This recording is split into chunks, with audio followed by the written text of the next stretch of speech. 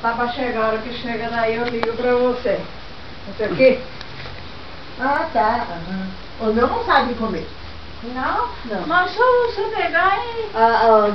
Da minha prima, ela compra desse pacote assim, mas ele come, tá vendo? Não, Ele come sim, mas esse aí gosta de comer, ele pede, ele chora, grita para quer comer. Mas eu quero trazer aquele grandão, mas não tem. Ah, tá. Aí eu peguei, cheguei lá. Eu falei, eu vou lá agora no Guto. Daí eu ia me encontrar com você lá. Não, porque meu Deus tá tão caro. Cheguei lá. Cadê? Eu fui procurar, ó. Aquelas fotos nossas eu consegui Ela pagou tudo, por isso que ela tá tirando. Pagou? fazendo de novo. Ela levou.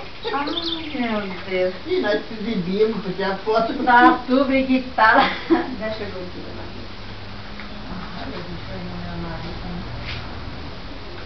Aí, eu fui lá, mas você já não tá mais.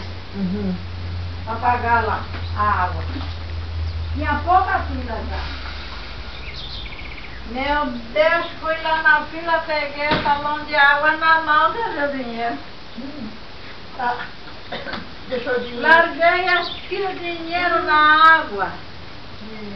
E eu já tinha pago o Guto, não queria pedir mais.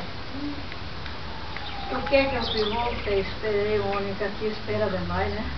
Não é? Porque Quando tá na hora demora de muito. deitar. Mas esperei com